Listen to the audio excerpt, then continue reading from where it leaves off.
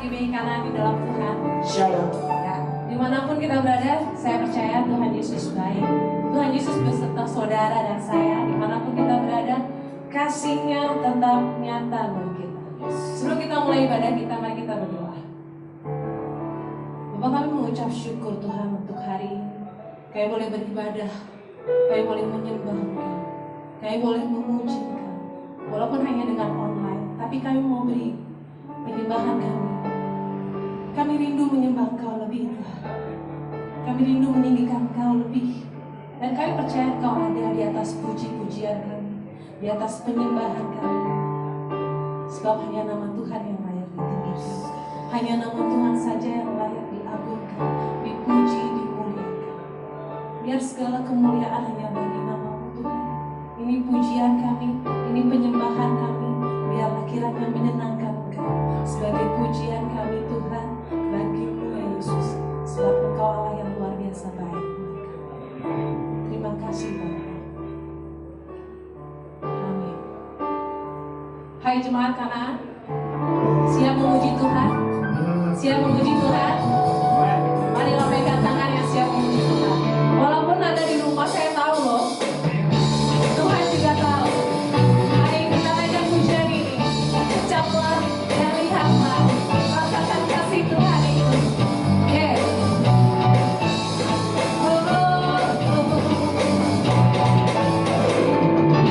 Ucaplah dan lihatlah, betapa baiknya Tuhan itu.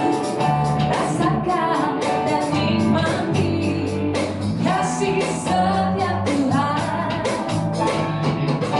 Ucaplah dan lihatlah, betapa baiknya Tuhan itu. Rasakan dan nikmati kasih setia Tuhan. Kasih setia Tuhan. Syukur bagimu Tuhan. Sehormat bagimu Tuhan. Allah yang mengasihiku, Allah yang memelihara aku. Syukur bagimu Tuhan. Sehormat bagimu Tuhan. Allah yang mengasihiku, Allah yang memelihara aku selamanya.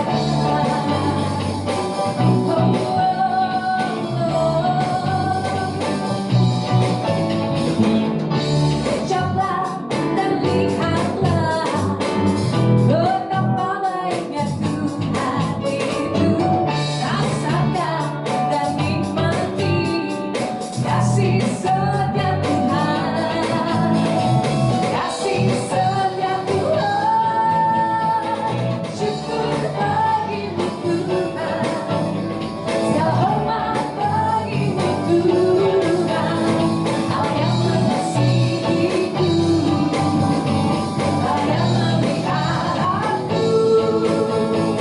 Syukur bagimu Tuhan. Sehormat bagimu Tuhan. Allah yang mengasihiku, Allah yang memelihara aku selamanya. Selamanya. Selamanya. Selamanya. Yes, haleluya. Sampai saat ini Tuhan kami percaya kasih setia Tuhan nyata buat kami. Sampai saat ini kami percaya perlindungan-Mu nyata buat kami. Sampai saat ini kami boleh berdiri memuji dan menyembah Engkau. Itu sungguh karena kebaikan-Mu Tuhan, karena kasih-Mu yang luar biasa buat kami. Ini kami datang bawa persembahan kami, bawa pujian kami, bawa penyembahan kami. Tuhan, kami percaya Engkau tahu setiap hati kami. Engkau yang melihat kesungguhan hati kami. Kami rindu menyembah Engkau lebih lagi. Kami rindu menyembah Engkau lebih lagi Yesus. Engkau yang tahu setiap kerinduan kami.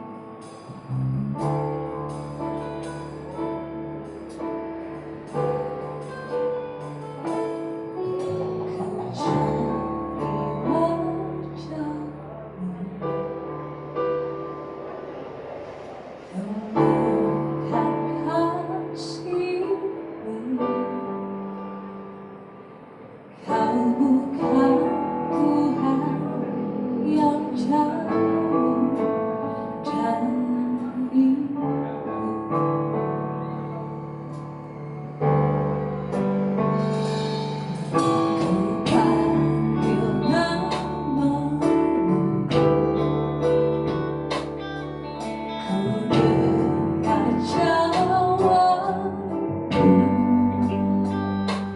Kau Tuhan yang selalu dengar seruan hatiku. Sungguh indah Tuhan, penuh kasih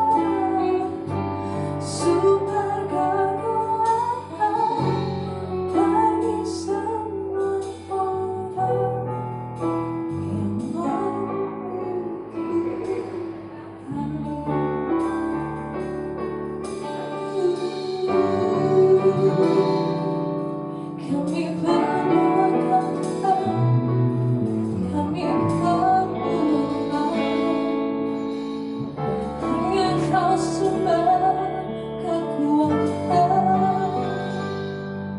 Kaulah sumber pengharapan, Kaulah sumber sukacitaku, damai sejahtera, sukacita melimpah, ku terima hidanganmu.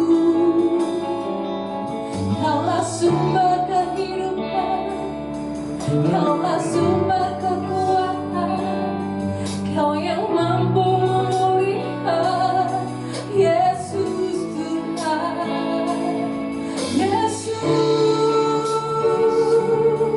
Tuhan, Yesus Tuhan. Tiada yang seperti ajaib dan perkasa. Kaulah Tuhan, Kaulah Allah, Juru Selamatku. Kami sembah Kau Tuhan, kami tinggikan nama-Mu. Yesus Tuhan, Yesus Raja. Oh, yang manis Kau dengar Tuhan, yang manis Kau dengar Yesus. Pujian penyembahan hanya bagi-Mu Bapa, Kau yang raya.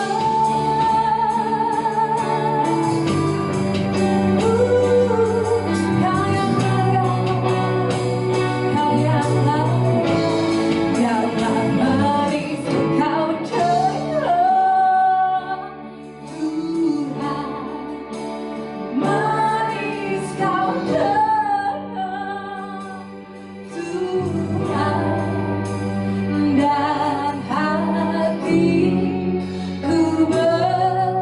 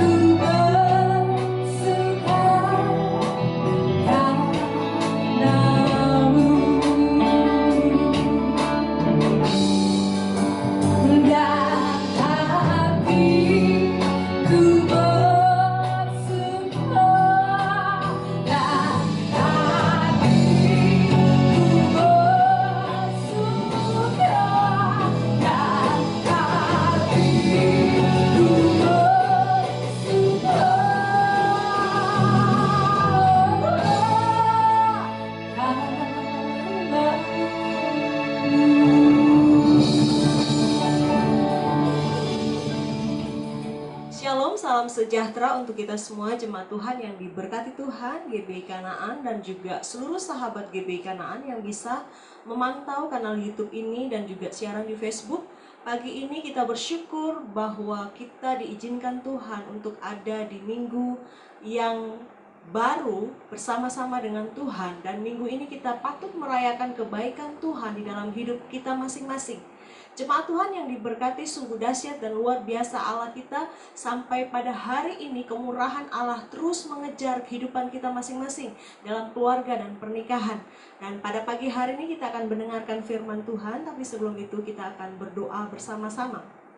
Bapa di surga, kami mengucap syukur, terima kasih buat hari ini, hari yang Kau jadikan di mana kami boleh bersuka cita di dalamnya. Kami percaya bahwa hadirat Allah ada dalam hidup kami masing-masing. Dan saat ini Tuhan, oleh perantaraan kuasa Roh Kudus, yang menjadi penolong bagi kami. Kami mempersiapkan hati dan pikiran kami untuk kami mendengarkan firman-Mu. Tuhan berbicara bagi kami lewat kebenaran firman yang akan kami dengarkan pagi ini. Dan firman Tuhan ini biarlah memerdekakan seluruh kehidupan kami. Kami menjadi anak-anak kepunyaan-Mu yang melakukan kehendak-Mu. Tuhan berkati kami, berkati hamba-Mu dan semua yang mendengarkan dan dapat menangkap siaran ini. Kami percaya Tuhan, pertolongan Tuhan terjadi untuk kehidupan kami masing-masing. Terpujilah nama-Mu. Hanya kepada Engkau kami kembalikan segala pujian syukur kami. Di dalam nama Tuhan Yesus kami siap sambut kebenaran firman Tuhan pada pagi hari ini. Haleluya. Amin. Puji Tuhan, jemaat Tuhan yang diberkati pada hari ini, kita akan belajar sama-sama tentang menjadi batu hidup.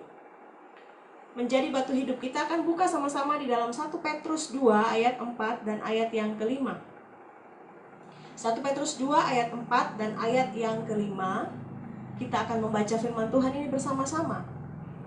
Dan datanglah kepadanya batu yang hidup itu, yang memang dibuang oleh manusia, tetapi yang dipilih dan dihormat di hadirat Allah.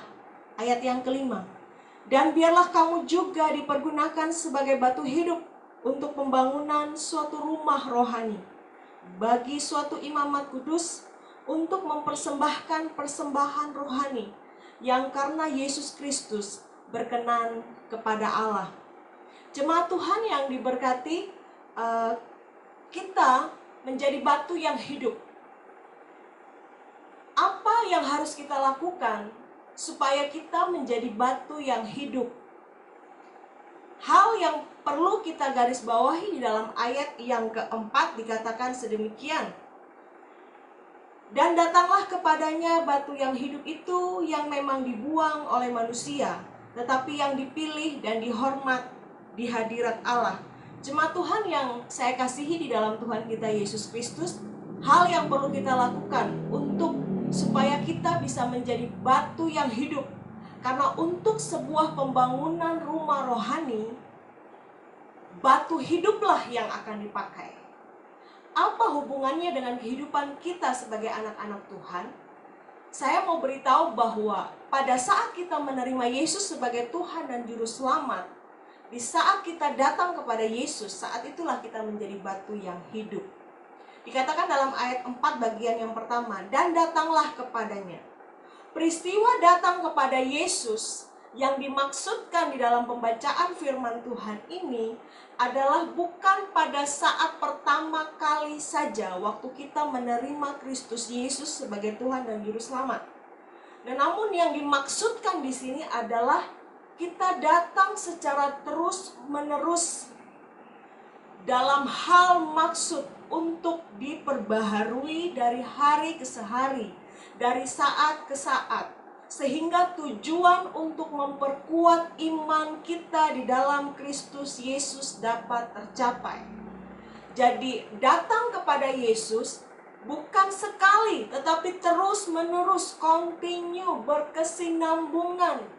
Setiap kali kita perlu Yesus, kita datang kepada Yesus dengan satu maksud, supaya manusia roh yang telah dihidupkan pada saat kita menerima Yesus sebagai Tuhan dan Juru Selamat, itu diperbaharui dari hari lepas hari. Kemudian pertemuan dengan Kristus Yesus ini akan memberikan kepada kita kemampuan untuk memilih dan memutuskan untuk betul-betul atau benar-benar menanggapi kebaikan Tuhan yang telah terjadi, sementara terjadi, dan yang akan terjadi di dalam hidup saya dan saudara. Jadi untuk menjadi batu yang hidup atau menjadi batu hidup, kita perlu menanggapi kebaikan Tuhan yang telah Tuhan kerjakan di dalam hidup saya dan saudara, yang sementara Tuhan kerjakan di dalam hidup saya dan saudara, dan yang akan Tuhan kerjakan di dalam hidup saya dan saudara. Hal yang berikut, kepada batu yang hidup itu, masih di ayat yang keempat, kalau saudara perhatikan ayat keempat dikatakan, dan datanglah kepadanya batu yang hidup itu. Batu yang hidup itu menunjuk kepada Kristus, sebab ia disebut sebagai batu. Petrus dalam hal ini ingin menekankan kepada kita semua bahwa jadikan Kristus sebagai pondasi dasar di dalam hidup saya dan saudara. Nah, berbicara tentang Yesus sebagai batu, kita akan melihat dan membaca beberapa ayat sehingga kita bisa melihat dan memahami bersama-sama kenapa Yesus disebut batu. Pada Matius 21 ayat 42, Matius 21 ayat 42 dikatakan, kata Yesus kepadanya, belum pernahkah kamu baca dalam kitab suci, batu yang dibuang oleh tukang-tukang bangunan telah menjadi batu penjuru. Hal itu terjadi dari pihak Tuhan, suatu perbuatan ajaib di mata kita. Jadi Yesus dikatakan sebagai batu yang dibuang oleh tukang-tukang bangunan yang telah menjadi batu penjuru, dikerjakan oleh otoritas Allah, dan tidak ada yang bisa mengganggunya sebagai suatu perbuatan ajaib yang kita saksikan. Yang berikut, Mazmur 118 ayat 22 dan ayat 23. Dikatakan demikian, batu yang dibuang oleh tukang-tukang bangunan telah menjadi batu penjuru. Hal itu terjadi dari pihak Tuhan, suatu perbuatan ajaib di mata kita. Jadi apa yang ditulis Matius telah ditulis oleh Mazmur dengan berita yang sama, mengacu kepada Yesus sebagai batu yang dibuang oleh tukang-tukang bangunan, tetapi dialah yang telah menjadi batu penjuru, batu tumpuan, batu pusat, ya. Dikatakan di dalam Kisah Para Rasul 4 ayat 11, Yesus adalah batu yang dibuang oleh tukang-tukang bangunan, yaitu kamu sendiri, namun ia telah menjadi batu penjuru. Artinya begini, kita tidak menghargai Yesus, kita tidak menerima Yesus, tetapi Yesus yang tidak kita hargai, Yesus yang telah kita buang itu, dia adalah batu penjuru. Ayat berikutnya kita lihat di dalam Yesaya 28 ayat yang ke-16. Yesaya 28 ayat yang ke-16 bunyi firman Tuhan, sebab itu beginilah firman Tuhan Allah, sesungguhnya aku meletakkan sebagai dasar di Sion sebuah batu, batu yang teruji, sebuah batu penjuru yang mahal, suatu dasar yang teguh, siapa yang percaya tidak akan gelisah. Jelas sekali bahwa dalam perjanjian baru, bahkan di dalam perjanjian lama telah ditegaskan bahwa di Sion telah diletakkan dasar, yaitu sebuah batu, batu yang teruji, sebuah batu penjuru yang mahal, dasar yang teguh. Dan orang yang percaya kepadanya tidak gelisah, atau orang yang percaya kepadanya diselamatkan. Nah, saya bersyukur bahwa setiap kita yang datang kepada Tuhan dan menerima Yesus sebagai Tuhan dan Juru Selamat, menerima Dia bertahta dalam hati dan menjadikan Yesus adalah pusat kehidupan, berarti kita mendasarkan seluruh kehidupan kita kepada dasar yang teguh, yaitu Yesus yang diumpamakan sebagai batu penjuru, batu yang telah dibuang, tidak dihargai, ditolak, tetapi Tuhan Allah Bapa di surga menetapkan Yesus sebagai anak kesayangannya dan memberikan kepada kita supaya dengan menyebut namanya, percaya di dalam hati kita, kita diselamatkan. Amin. Nah, dikatakan seperti ini. Berikutnya, yang memang dibuang manusia tetapi yang dipilih dan dihormat di hadirat Allah. Adalah pilihan yang salah jika kita menolak dan menganggap rendah Kristus, karena Allah Bapa sendiri telah memilih Kristus dan menganggapnya berharga. Jadi, kalau kita setuju bahwa Yesus adalah batu yang dibuang dan tidak berguna, itu adalah sesuatu yang tidak berguna sama sekali untuk saya dan saudara. Sebaliknya, sikap yang harus kita pilih dalam hal ini adalah Yesus adalah batu penjuru, dan kita harus menganggap Yesus mulia, menerima Yesus, mengagungkan Yesus sebagai pilihan Allah yang diberikan kepada manusia, yang olehnya manusia diselamatkan. Dikatakan bahwa tidak ada nama lain di kolong langit ini yang kepadanya kita dikaruniakan untuk selamat selain daripada Yesus Kristus. Dikatakan pula di dalam Yohanes bahwa aku adalah jalan, kebenaran, dan hidup. Tidak ada seorang pun sampai kepada Bapa kalau tidak melalui aku. Jadi dengan firman yang berbicara tersebut, maka kita sebagai anak-anak Tuhan, orang yang percaya, bahkan orang yang belum mengenal Kristus, sikap bijaksana yang bisa kita ambil dan kita tempuh adalah menghargai dan meninggikan Yesus sebagai nama di atas segala nama, sebagai raja di atas segala raja, sebagai batu penjuru yang olehnya manusia diselamatkan. Kristus Yesus mendapat tempat yang berharga di surga. Nah, pelajaran ini bisa kita petik adalah belajar melihat seperti Allah melihat. Karena dikatakan bahwa Yesus adalah batu yang dibuang oleh tukang-tukang bangunan, tetapi dihormati dan dihargai di hadirat Allah. Berarti penilaian sorga berbeda dengan penilaian di dunia ini. Nah, kita sebagai anak-anak Allah, sebagai orang yang percaya, lebih baik kita memilih untuk memandang seperti Allah memandang, menilai sebagaimana Allah menilai, sehingga kita dapat melihat bahwa apa yang dilihat Allah berbeda dengan apa yang dilihat manusia. Yesus begitu dihargai dan dihormati di hadirat Allah.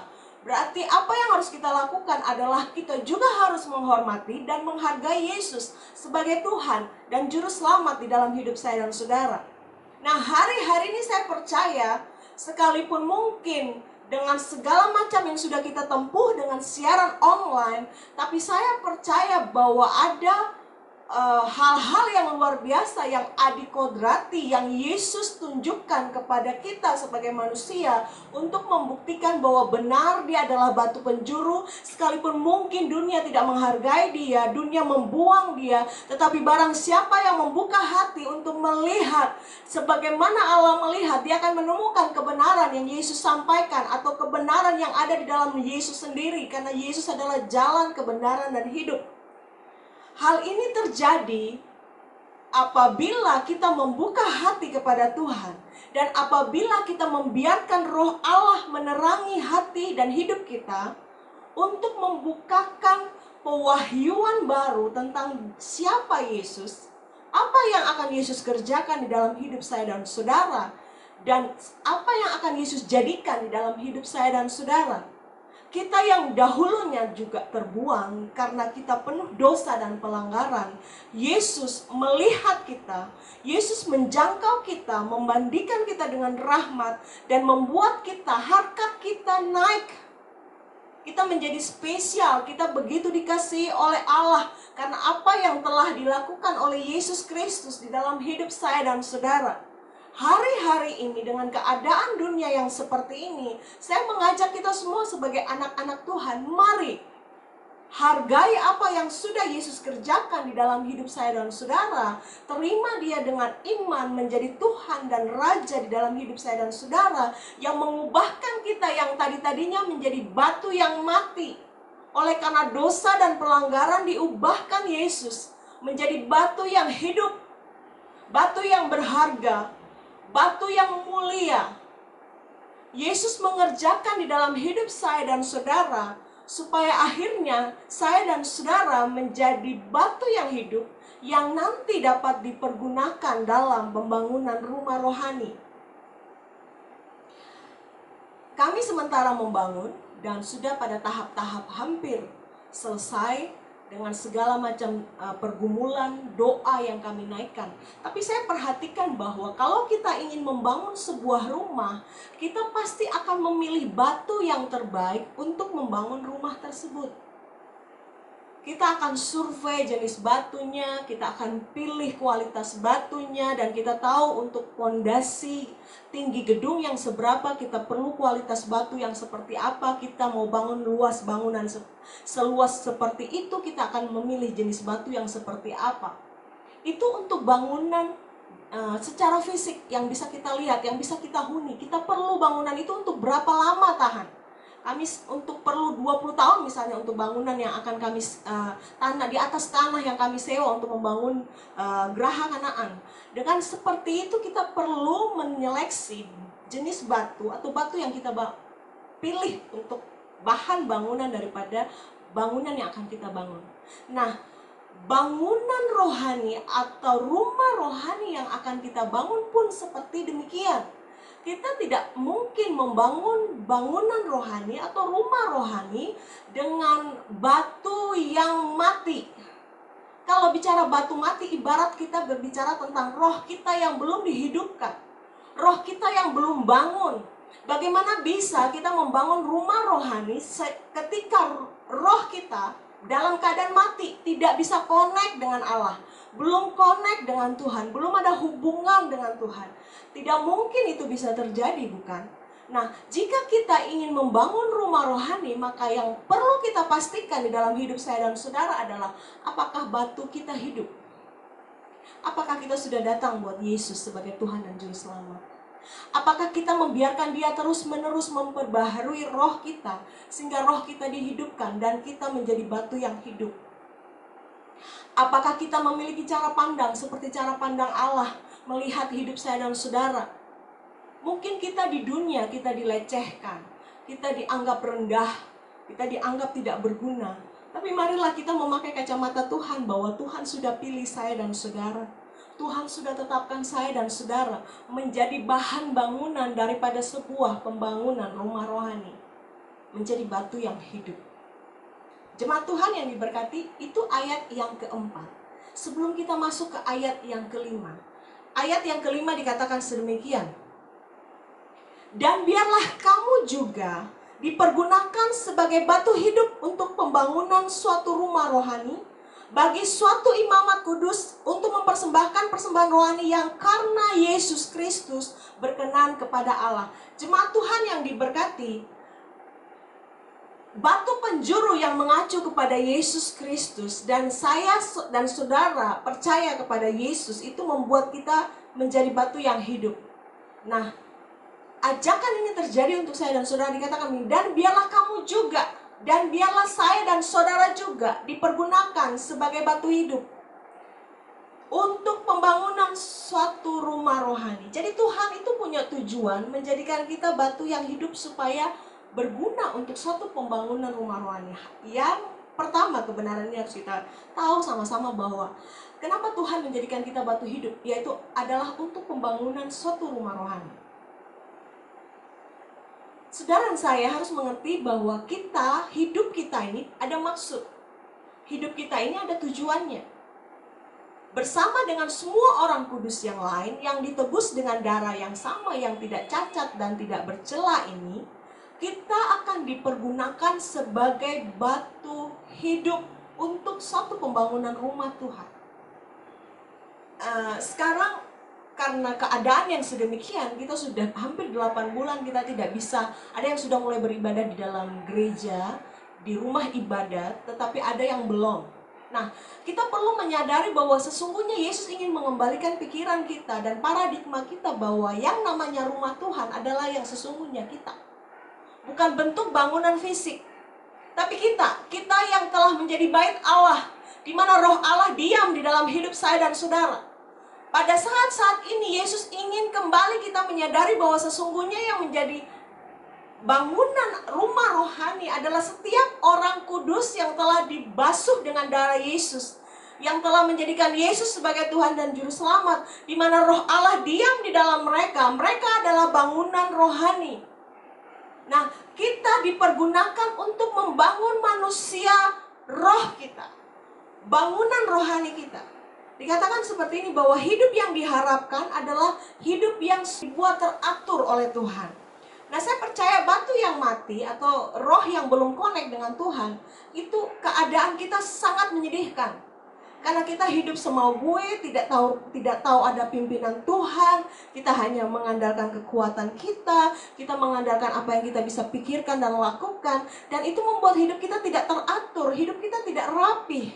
Tapi setelah kita menerima Yesus sebagai Tuhan dan Juru Selamat, saya mau beritahu bahwa hidup kita akan dipulihkan, hidup kita akan dibangkitkan, hidup kita akan dibangun kembali untuk satu tujuan, menjadi batu yang hidup.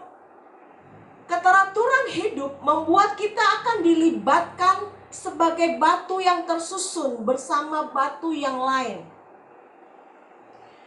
Batu yang tersusun bersama batu yang lain. Artinya begini, tentu kita tidak mau setelah kita menjadi batu yang hidup, kita hanya seongok atau beberapa batu yang terkumpul di satu tempat dan hanya seperti tumpukan batu saja. Kita yang sudah menerima Yesus menjadi Tuhan dan Juru Selamat, hidup diberkati, menjadi anak Tuhan, menjadi milik Kristus, kan tidak nyaman atau tidak berfaedah kalau hidup yang sudah ditebus Tuhan hanya berupa ongokan batu yang ditumpuk di satu sudut ruangan atau sudut halaman. Kita kan tentu batu hidup yang sudah dipulihkan ini, kita ini tentu akan dilibatkan dalam pembangunan sebuah rumah rohani. Dikatakan begini dalam Efesus 2 ayat 21, di dalam Dia tumbuh seluruh bangunan, rapi tersusun menjadi bait Allah yang kudus di dalam Tuhan. Jadi artinya begini, jangan puas menjadi ongokan batu yang ditumpuk di satu tempat. Tapi mari setelah hidup kita dipulihkan, libatkan diri kita sebagai batu yang hidup dalam pembangunan rumah rohani. Artinya hidup yang telah dimenangkan Tuhan, hidup yang telah dikuduskan Tuhan, itu kita bawa kepada Tuhan untuk bersama-sama dengan orang kudus, dengan imamat kudus yang lain, untuk membangun sebuah bangunan rohani. Sebuah pekerjaan yang dimana Allah bergerak bersama-sama dengan kita, Allah menaruh visinya kepada kita dan Allah melibatkan kita dalam satu pekerjaan besar yang Allah mau kita terlibat di dalamnya, melakukan perbuatan baik, melakukan pekerjaan baik, melakukan apa yang Tuhan telah tetapkan sebelum kita ada. Saya percaya bahwa kita diselamatkan itu bukan mimpi Tuhan semalam dan besok Tuhan menyelamatkan saya dan saudara, tetapi itu telah ada dari semula, ditetapkan bahwa kita akan dipilih dan ditetapkan Tuhan untuk bersama-sama dengan orang kudus lainnya mengerjakan panggilan Tuhan. Amin. Nah, pembangunan rohani, batu yang hidup dipakai untuk membangun suatu rumah rohani supaya hidup ini bisa dipersembahkan kepada Tuhan, melayani sesuai kemampuan dan karunia yang Tuhan beri. Amin. Dikatakan begini di dalam 2 Timotius 1 ayat 6. Karena itulah kuperingatkan engkau untuk mengobarkan karunia Allah yang ada padamu oleh penumpangan tanganku atasmu. Setiap kita perlu menyadari bahwa waktu kita datang kepada Yesus, menerima Yesus sebagai Tuhan dan Juru Selamat, Roh Allah diam di dalam kita, bahkan kita telah dipenuhi oleh Roh Allah, dibaptis oleh Roh Kudus, maka saatnya kita menerima karunia-karunia roh, karunia-karunia pelayanan, dan itu terjadi oleh penumpangan tangan hamba-hamba Allah atas hidup saya dan saudara. Kemudian kuasanya diberikan, dan yang harus kita kerjakan adalah kobarkan itu, bakar itu, timbulkan itu, munculkan dan pakai itu untuk kelengkapan pembangunan rumah rohani. Kalau kita diibaratkan sebagai tubuh Kristus dalam sebuah bangunan rohani, berarti ada banyak fungsi, ada banyak panggilan, ada banyak hal yang bisa kita kerjakan bersama-sama dengan orang kudus lainnya untuk satu pembangunan rumah Allah, satu pembangunan rumah rohani. Jadi tidak ada satu orang pun mengatakan saya diselamatkan tapi saya tidak tahu apa yang harus saya kerjakan untuk pembangunan rumah Allah bersama-sama dengan orang kudus lainnya. Itu tidak mungkin terjadi. Allah menyelamatkan kita hanya begitu saja. Allah menyelamatkan kita dengan satu maksud, satu tujuan, untuk kita sama-sama dengan orang kudus lainnya melakukan pembangunan rumah rohani. Rumah rohani yang dimaksud adalah hidup saya dan saudara sendiri.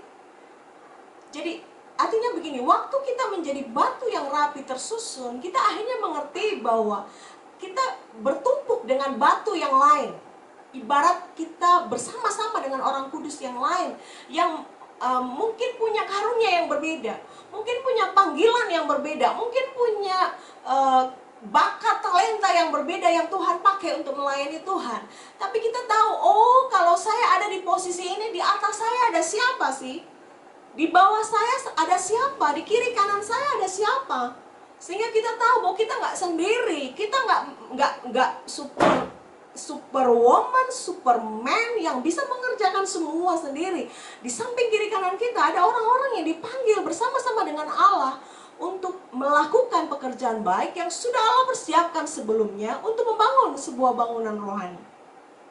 Waktu masa-masa begini kita akhirnya tahu bahwa yang Allah tekankan, yang Allah mau dalam hidup saya dan saudara adalah bukan sekedar bangunan fisik, tetapi bangunan manusia roh kita yang harus dibangkitkan, yang harus dibuat bertumbuh menjadi manusia roh yang dewasa, sehingga kita bisa berhubungan dengan Allah, Sang Pencipta kita. Tapi kita juga tidak hanya berhubungan begitu saja, tapi kita bisa bergandengan tangan bersama orang-orang kudus lainnya untuk melakukan apa yang Tuhan mau. Visi Tuhan untuk saya dan saudara, pekerjaan Tuhan untuk saya dan saudara untuk dikerjakan. Jadi jangan sampai berpikir bahwa oh keadaan sudah begini, berarti sudahlah kita santai aja, ibadah toh hanya di rumah, tidak kemana-mana, ya sudahlah kita seperti ini saja. Tidak, justru ini Allah ingin mengembalikan kita kepada satu tatanan bahwa sesungguhnya bahwa bangunan fisik itu hanya seperti yang kita lihat, tetapi yang Allah mau bangun sebenarnya adalah manusia roh, manusia batiniah kita sebagai batu yang hidup. Tentu kita nggak bisa jauh dengan manusia kudus lainnya. Kita harus sama-sama dalam persekutuan. Itu sebabnya jangan tinggalkan persekutuan sekalipun ibadah secara online. Rajin baca firman, renungkan firman, berdoa.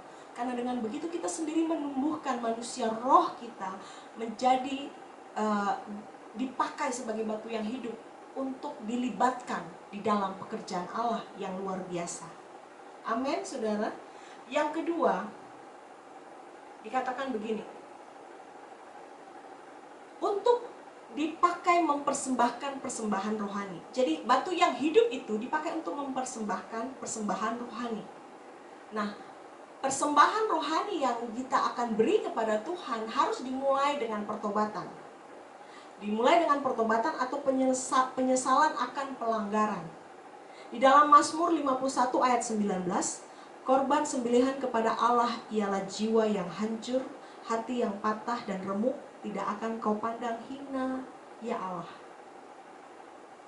Ketika kita menjadi batu yang hidup mau mempersembahkan persembahan rohani kepada Allah, harus dimulai dengan pertobatan, harus dimulai dengan penyesalan yang sungguh-sungguh. Nah, sama seperti peristiwa datang kepada Yesus, itu bukan terjadi pertama kali saja, tetapi terus-menerus. Begitu juga dengan pertobatan kita. Peristiwa pertama kita menerima Yesus sebagai Tuhan dan Juru Selamat, kita berbalik dari kematian kepada kehidupan. Tetapi dalam pengiringan kita akan Tuhan, kita nggak bisa lepas dari bertobat setiap saat. Artinya gini, dalam proses mengiring Tuhan, kita tidak bisa langsung instan langsung jadi manusia yang wow, yang berbeda, nggak, proses. Tapi komitmen awal sudah kita buat dengan Tuhan pada saat kita menerima Yesus sebagai Tuhan dan Juru Selamat. Kita mau hidup kita diperbaharui, kita mau hidup kita menuju kehidupan, ya benar. Kita tahu hidup kita sudah hidup kekal, iya. Tetapi dalam prosesnya kita akan menghadapi hal yang membuat ada perjuangan sehingga kita mengalami proses pertobatan itu terus-menerus. Ada lembaran baru Tuhan buka, oh kita tahu itu tidak boleh dikerjakan. Kita datang kepada Tuhan, Tuhan ampuni saya dan saudara. Kita mulai lagi lembaran hidup yang baru, kita ketemukan lagi, oh ternyata ini tidak Tuhan inginkan. Begitu terus sampai kita didapati siap, kita didapati punya hati yang rendah di hadapan Tuhan, yang mau ditegur Tuhan, mau dibentuk Tuhan, mau diajar sama Tuhan, menjadi pribadi yang lemah lembut, menjadi pribadi yang bisa diajar dan dipercayakan perkara-perkara rohani. Dikatakan bahwa dalam Roma 12 ayat 1, karena itu saudara-saudara, demi kemurahan Allah, aku menasihatkan kamu supaya kamu mempersembahkan tubuhmu sebagai persembahan yang hidup, yang kudus dan yang berkenan kepada Allah. Itu adalah ibadahmu yang sejati. Jadi hidup kita persembahkan kepada Tuhan sebagai proses yang Tuhan sudah kerjakan di dalam kita, berubah oleh pembaruan akal budi kita menjadi pribadi yang bisa mempersembahkan tubuh kita sebagai persembahan yang hidup, yang kudus dan yang berkenan kepada Allah, karena sesungguhnya itu adalah ibadah kita yang sejati. Kita menyadari bahwa ketika kita mempersembahkan tubuh kita, hidup kita sebagai suatu persembahan rohani di hadapan Tuhan, itu yang lebih Allah inginkan daripada apapun yang bisa kita berikan kepada Tuhan. Tapi saya percaya waktu hati kita diberikan kepada Tuhan, hidup kita diberikan kepada Tuhan sebagai suatu persembahan yang hidup, maka apapun yang kita miliki di muka bumi ini, kita tahu itu datangnya dari Tuhan. Dan kalau kita mau serahkan untuk Tuhan pun, kita tidak akan pernah berpikir apa-apa, karena kita tahu itu semua untuk Tuhan, dari Tuhan, untuk Tuhan, dan oleh Tuhan. Bagi Tuhan segala kemuliaan. Nah, apalagi yang bisa kita kerjakan selain melalui pertobatan kita mempersembahkan hidup kita berkenan kepada Allah sebagai suatu persembahan rohani yang berguna untuk pembangunan rumah rohani. Karena yang di dalam rumah rohani itu adalah orang-orang yang mau bertobat, adalah orang-orang yang mau mempersembahkan hidup mereka buat Tuhan. Bukan orang yang egois, bukan orang yang hanya mementingkan diri sendiri, bukan orang yang hanya memikirkan perasaannya sendiri, hanya orang-orang yang tidak mau belajar. Bukan. Yang di dalam rumah rohani adalah orang-orang yang mau bertumbuh, orang-orang yang mau dewasa rohani, orang-orang yang mau diperbarui rohnya, orang-orang yang mau melayani Tuhan dengan segenap hidup yang mereka punya kepada Tuhan. Mereka memberi hidup bukan saja hidup, tapi apa saja yang Tuhan minta, apa saja yang Tuhan rindu, apa saja yang menyenangkan hati Tuhan. Nah, yang berikutnya, apa yang bisa kita persembahkan dalam persembahan rohani kita sebagai batu yang hidup dalam pembangunan rumah rohani adalah melalui doa dan hubungan intim kita dengan Tuhan. Di dalam Mazmur 141 ayat 2, Mazmur 141 ayat 2 dikatakan, biarlah doaku adalah bagimu seperti persembahan ukupan, dan tanganku yang terangkat seperti persembahan korban pada waktu petang. Jadi kita sudah membiarkan hidup kita sebagai satu persembahan ukupan, persembahan yang harum, persembahan yang berkenan kepada Allah. Waktu kapan saja, dikatakan pada waktu petang, tapi saya percaya waktu pagi, waktu siang, waktu malam, waktu petang kita memberikan hidup kita untuk Tuhan. Setiap saat hidup kita untuk Tuhan melalui doa-doa yang kita naikkan. Doa-doa itu bukan saja doa permintaan, tapi doa ucapan syukur, doa merayakan kebaikan Tuhan, berdoa untuk orang-orang kudus lainnya, karena kita merupakan batu yang tersusun rapi. Kita tidak berdoa untuk kepentingan diri kita sendiri, tapi kita ingat pekerjaan Tuhan, kita ingat hamba-hamba Tuhan, kita ingat orang-orang kudus lainnya, untuk bisa bersama-sama memahami betapa dalam, betapa lebar, betapa luasnya kasih Allah. Kita menaikkan doa-doa kita justru di masa-masa ini. Kita tidak keluar, kita tidak banyak aktivitas di luar, pakai lebih banyak waktu untuk berdoa. Dengan berdoa maka roh kita akan ditumbuhkan. Kita tidak hanya melihat diri kita sendiri, tapi kita lihat dengan kacamata Allah orang-orang yang ada di sekitar kita. Kita bisa memahami orang-orang yang ada di sekitar kita. Kita bisa melihat pekerjaan Tuhan. Kita bisa menabur lebih banyak waktu untuk mendoakan bangsa dan negara, mendoakan gereja Tuhan, mendoakan pekerjaan Tuhan, mendoakan hamba-hamba Tuhan, mendoakan jemaat Tuhan, mendoakan keluarga kita. Melalui doa dan hubungan intim kita dengan Tuhan. Katakan hubungan intim, berarti doa bukan sekedar list permintaan, bukan saja list permohonan, tapi waktu kita berdoa, kita bisa mendengar Allah berbicara, kita bisa mendengar Allah mengatakan sesuatu kepada kita. Allah mempergunakan kita dengan suaranya untuk melibatkan kita dalam pekerjaan Tuhan. Ambil bagian ketika Tuhan bicara dalam hidup saya dan saudara. Mungkin bagian itu tidak besar sesuai dengan kapasitas kita, tapi kita percaya, bersyukurlah kalau Allah masih mau melibatkan saya dan saudara dalam pembangunan rumah rohani. Karena dengan begitu pertumbuhan rohani kita akan semakin naik. Karena saya percaya orang yang bertumbuh adalah orang yang tidak berpusat kepada dirinya sendiri, tapi orang yang mau berbagi, orang yang mau melihat pekerjaan Tuhan, orang yang mau memperhatikan pekerjaan Tuhan. Nah, hanya orang-orang yang memberi hidup kepada Tuhan akan disebut berbahagia. Selama kita hanya memikirkan diri kita sendiri, kita akan terus bersedih, berfrustasi karena pergumulan tidak akan berhenti. Tapi waktu kita tidak fokus lagi kepada pergumulan kita sendiri, kita mulai melihat orang lain. Kalau kita kurang, kita lihat, oh ada orang lain yang lebih kurang dari saya dan saudara, bersyukur. Kalau kita melihat orang lain ada di atas kita, bersyukur karena Tuhan begitu baik. Dan kita percaya satu saat nanti kita akan sampai ke titik itu kalau kita mau setia sama Tuhan. Dengan pemikiran yang seperti ini, mari kita bersama-sama dengan orang kudus lainnya untuk membangun pekerjaan Tuhan, untuk membangun rumah rohani. Saya percaya Tuhan akan ketemukan kita dengan orang-orang yang sevisi, orang-orang yang sama tujuannya di dalam Tuhan. Itu soal waktu kalau kita belum ketemu. Tapi saya percaya waktu kita punya hati untuk pekerjaan Tuhan, Tuhan akan konekkan kita dengan orang-orang yang satu visi, orang-orang yang satu karunia, orang yang satu panggilan, untuk sama-sama mengerjakan panggilan Tuhan di dalam hidup saya dan saudara, pekerjaan Tuhan yang luar biasa. Amin. Berikutnya, setelah kita mempersembahkan persembahan rohani kepada Allah, maka yang terjadi berikutnya adalah berkenan kepada Allah. Dikatakan yang karena Yesus Kristus berkenan kepada Allah. Saya mau baca satu ayat ini, 1 Korintus 3 ayat 11. 1 Korintus 3 ayat 11 dikatakan, karena tidak ada seorang pun yang dapat meletakkan dasar lain daripada dasar yang telah diletakkan oleh Yesus Kristus. Pembangunan rohani, rumah rohani, karena kita adalah batu yang hidup, yang mempersembahkan persembahan rohani, melakukannya harus dengan dasar yang benar, yaitu Yesus Kristus. Kita tidak dapat meletakkan dasar lain selain dasar yang telah diletakkan oleh Yesus Kristus. Saudara, artinya begini, melakukan segala sesuatu tanpa dasar Yesus Kristus itu sia-sia.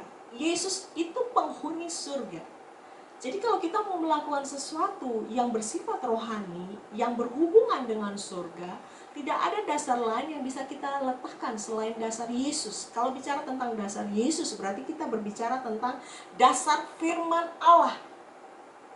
Firman Allah yang menjadi dasar saya dan saudara bergerak, bekerja, melibatkan diri dalam pembangunan rumah Tuhan atau rumah rohani sebagai batu yang hidup. Tidak ada dasar lain yang bisa kita letakkan selain Yesus Kristus. Berbahaya saudara jika kita meletakkan dasar lain, karena dasar lain akan rapuh. Selain daripada dasar yang diletakkan Yesus Kristus, berarti itu dasar dari dunia ini. Nah, kalau kita meletakkan dasar dari dunia ini, maka kalau dunia ini berlalu, dasar kita pun akan hilang, akan hancur bersama-sama dengan dunia ini. Tapi kalau kita meletakkan dasar hidup saya dan saudara untuk pembangunan rumah rohani diletakkan di atas dasar Yesus, maka yang tinggal tetap adalah firman dan yang tinggal tetap adalah Allah. Artinya begini, sekalipun dalam perjalanan mengiring Tuhan dan menjadi batu hidup, ada banyak hal yang bisa membuat kita tergoda, membuat kita melenceng, membuat kita menyimpang. Karena sekali kita menyimpang, jika kita tidak hati-hati, sudut penyimpangan itu akan semakin lebar dan satu saat kita tidak bisa lagi kembali. Ataupun kalau kita kembali kepada rule yang benar atau kepada firman atau kepada Yesus, kita perlu bayar harga begitu rupa sehingga kita kembali kepada jalan Tuhan. Nah, usahakan hidup saya dan saudara yang sudah diletakkan di atas dasar Yesus, jangan buat sudut penyimpangan. Artinya begini, ikuti saja firman-Nya. Ikuti saja apa yang Tuhan katakan. Karena apa yang Tuhan katakan itu ya dan amin. Dasar yang diletakkan oleh Yesus adalah dasar yang benar.